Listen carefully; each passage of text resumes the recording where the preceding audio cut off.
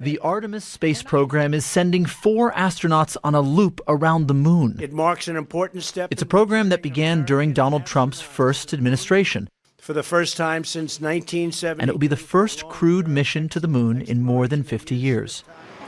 Over 10 days, its crew will study their own health in the harsh weightlessness of space and photograph the moon from a few hundred kilometers away.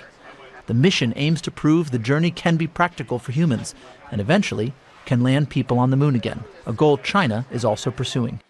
Artemis is a U.S. project with international support. Europe, Japan, the United Arab Emirates are all involved. Canada built a robotic arm and gave it an astronaut. The moon holds few guaranteed resources or security advantages. It is a possible source for a fuel that could drive future nuclear power, but it could be a stepping stone to explore the solar system.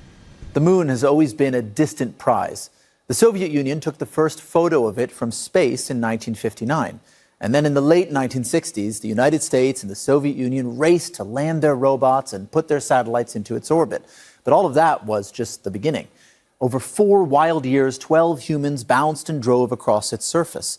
And then the moon was quiet for decades, until the early 2000s, when a new space race kicked off. Major powers sent more probes. China landed 6 and sent pieces of the moon back to Earth. And now, private companies are getting there too.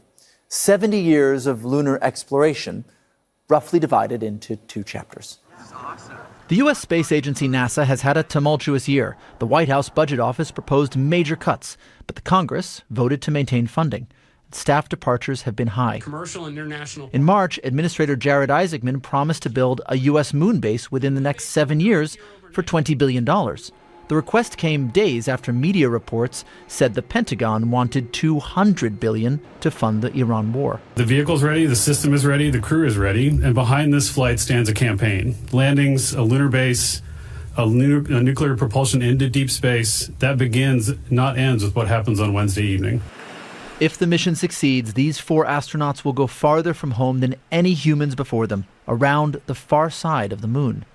They'll be blocked from all communication from Earth while they're there, and for a few hours, they'll be totally cut off from the world below.